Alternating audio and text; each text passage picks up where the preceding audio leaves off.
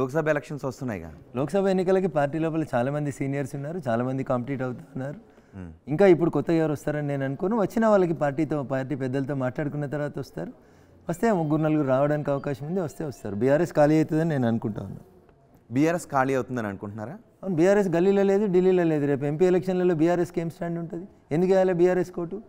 BRS MP గెలిచి Revanth Reddy gate దగ్గర పోయి నిల్చుంటాడా, మోడీ గేట్ దగ్గర పోయి నిల్చుంటాడా? బీఆర్ఎస్ ఎంపీకి ఎందుకు ఓటేయాలి? బీఆర్ఎస్కి ఎందుకు ఓటేయాలి? What is the local stand of BRS in Telangana? నువ్వు తెలంగాణ అనే పేరుని భారత రాష్ట్ర సమితిగా మార్చుకున్నప్పుడే యూ లాస్ట్ యువర్ గ్రౌండ్. అదే నీ పతనానికి తొలిమెట్టు. ఆడికెళ్ళి నువ్వు దిగజారిపోతా ఉన్నావు. అసెంబ్లీలో పోయింది, మీరు ఆనందించాలిగా. మాకెందుకు ఆనందం? నీకు అసలు ఏం సంబంధం? ఈ దేశంతో సంబంధం లేదు. ఈ దేశంలో మేము అంతర్భాగమే కాదని మా చెల్లె పార్లమెంట్లోనే చెప్తుంది. వెనకడికి నిజాం నవాబ్ మాది ప్రత్యేకమైన దేశంగా గుర్తించవాలని యుఎన్ఓ ముంగట దరఖాస్తు పెట్టిండని పార్లమెంట్లో మాట్లాడింది కవితమ్మ.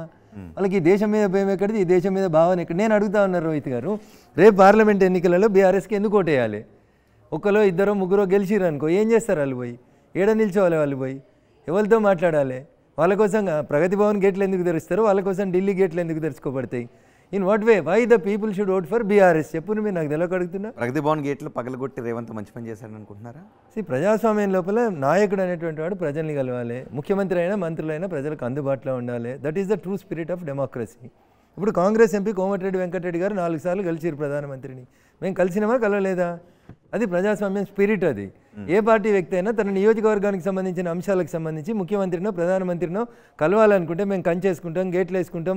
ముఖ్యమంత్రిని కలవాలంటే ఓ ప్రొసీజర్ ఉంటుంది. ఏం ప్రొసీజర్ ఉంటుందో చెప్పుర్రి. గద్దర్ లాంటి వాడు వచ్చి 4 గంటలు గేట్ ముంగట నిలిచినాడు. ఏం ప్రొసీజర్ కావాలి నీకు? అంత బిజీగా ఏం చేస్తున్నావు నువ్వు? ప్రగతి భవన్లో గేట్ తీసి నీకు అక్కడ సీసీటీవీలో కనబడుతుంది కదా, పలానా గద్దర్ అనేటైనా నీ జిల్లా వాడు కదా, జై తెలంగాణ అని ఒరినోడు కదా. గసంటోని గేట్ లోపలికి రానియడానికి నీకున్న నొప్పింది. 4 గంటలలో నువ్వు ఆ రోజు సంతకం పెట్టిన ఫైళ్ళు ఎన్ని, చేసిన మీటింగ్లు ఎన్ని లోపల? అంత బిజీగా ఉండడానికి నీకు ఏమైనా అమెరికన్ ప్రెసిడెంట్ తోటి ఏమైనా ప్రీ అపాయింట్మెంట్ ఉందా? ఆ రోజు ఏం చేసినావు?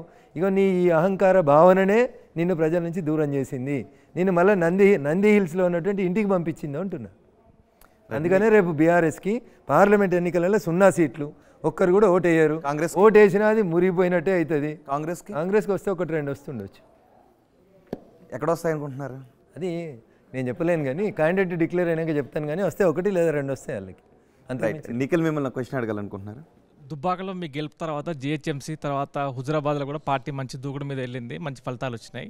దాని తర్వాత ఎన్నికలకు కొన్ని నెలల ముందు పార్టీ కాడెత్తేసినట్టు కనపడ్డది. దాని నిదర్శనం ఏంటంటే వివేక్ వెంకటస్వామిని ఆపలేకపోయారు, రాజగోపాల్ రెడ్డిని ఆపలేకపోయారు. సో పార్టీ కాడి ఎత్తేసింది అనేది తప్పు. వివేక్ వెంకటస్వామి గారు ఎందుకు వెళ్ళినారంటే ప్రజాస్వామ్య దేశం, ఎవరైనా ఎక్కడికైనా పోవచ్చు, ఏ పార్టీ నుంచి అయినా పోటీ చేయొచ్చు. ఆయనేం మా పార్టీ బీఫామ్ మీద గెలిచినటువంటి వ్యక్తి కాదు. కోమటిరెడ్డి రాజగోపాల్ రెడ్డి గారు మా పార్టీ బీఫామ్ మీద గెలిచినటువంటి వ్యక్తి కాదు. మా పార్టీ బీఫామ్ మీద గెలిచిన వాళ్ళు ఎవరైనా పార్టీ మారేది ఉంటే డెఫినెట్గా రిజైన్ చేయించి పార్టీ ద్వారా సంక్రమించినటువంటి పదవికి రిజైన్ చేసి పార్టీ మారని డిమాండ్ చేసేటువంటి నైతిక హక్కు నాకు ఉంటుంది. మా పార్టీ ద్వారా గెలవలేదు, మా పార్టీలోకి వచ్చారు, వచ్చినప్పుడు స్వాగతించినాం, వెళ్ళినప్పుడు ఆపేటువంటి శక్తి కూడా మాకుండదు. ఎందుకు వెళ్తున్నాం, వెళ్ళకూడదు అని నచ్చజెప్పే ప్రయత్నం చేస్తాం. బట్ పరిస్థితులు వారికి నచ్చినప్పుడు, డెమోక్రసీ కదా ఇది, ఎవరినైనా ఎవరు ఎక్కువసేపు కట్టి ఉంచలేం కదా. వారు విఘ్నత అది, వారు వెళ్ళారు, దాన్ని వీ కెనాట్ స్టాప్. ఇప్పుడు మీరు ఆర్టీవీలో ఉన్నారు మిత్రమా, 2 రోజుల తర్వాత ఈ టీవీ వదిలేసి ఇంకో టీవీకి పోతా అంటావు, ఎవరు ఆపుతారు మిమ్మల్ని? ఆపలేరు కదా. So this is democracy. మీకు నచ్చిన పని మీరు చేసుకోవచ్చు. మీకు నచ్చిన పని మీ పక్కన కూర్చున్న శ్రీధర్కి ఇబ్బంది కానంతసేపు మీకు నచ్చిన పని అది.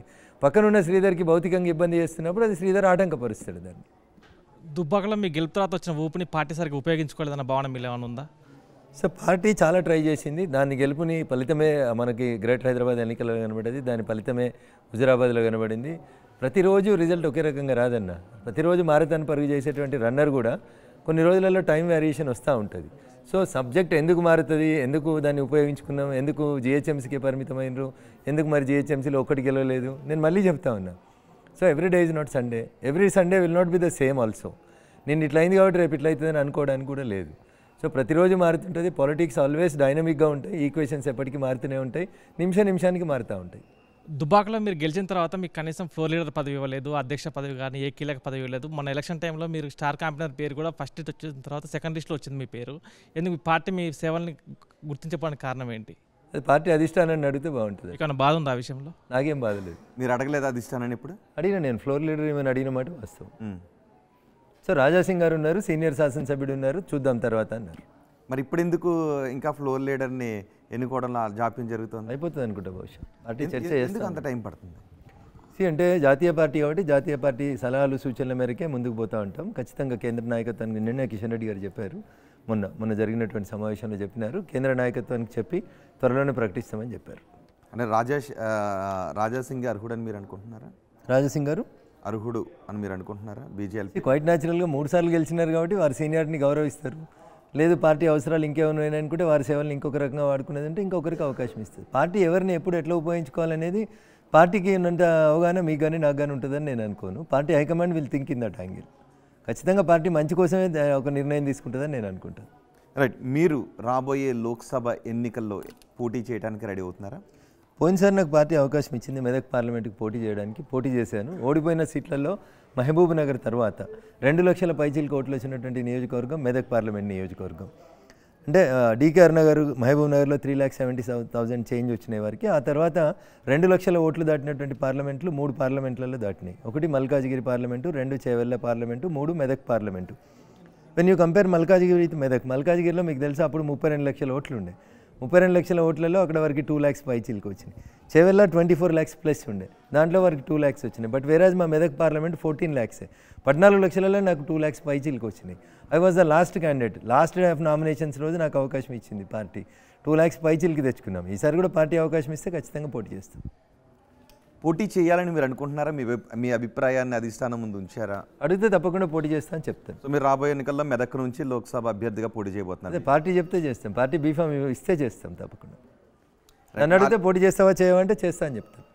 లాలిత్య మిమ్మల్ని క్వశ్చన్ అడగాలనుకుంటున్నాను. రఘునందన్ గారు, మీరు అన్నట్టు మీడియా ఇంపాక్ట్ అయి ఉండొచ్చు, సూడో ఇంపాక్ట్ అయి ఉండొచ్చు, ప్రజలు నమ్మి మీకు వేయలేదు అనేసి అంటున్నారు. ఇప్పుడు ప్రభుత్వం అంటలేను, మాకంటే ఎక్కువ కాంగ్రెస్ పోనీ అంటే ఆటోమేటిక్గా అదే అవుతుంది. కానీ ఎందుకు అంటే ఇప్పుడున్న గవర్నమెంట్ని చూసుకుంటే వాళ్ళు ఇచ్చిన హామీలు కానివ్వండి, అమలు చేస్తున్న పద్ధతి కానివ్వండి, మీకేమైనా ఎఫెక్ట్ అయ్యేటట్టు ఉందా? ఫర్దర్గా మీరు పార్టిసిపేట్ చేసినప్పుడు కూడా మీకు రాదు అనే ఏమైనా అనిపిస్తుందా మీకు? భవిష్యత్తు లోపల ఈ రాష్ట్రం భారతీయ జనతా పార్టీ అధికారంలోకి వస్తుంది. 23లో అయితే ఎలక్షన్స్, 22లో అయితే, 24లో అయితే ఐ కెనాట్ సే. బట్ ఎప్పుడు ఎన్నికలు వచ్చినా నెక్స్ట్ ఆల్టర్నేట్గా భారతీయ జనతా పార్టీని ప్రజలు అంగీకరిస్తారు. వీళ్ళ పాలన ఒక 6 నెలలు చూసిన తర్వాత ప్రజలకు అర్థమవుతుంది కాంగ్రెస్ ఏం చేయగలుగుతుంది, ఏం చేయలేదు అనేది.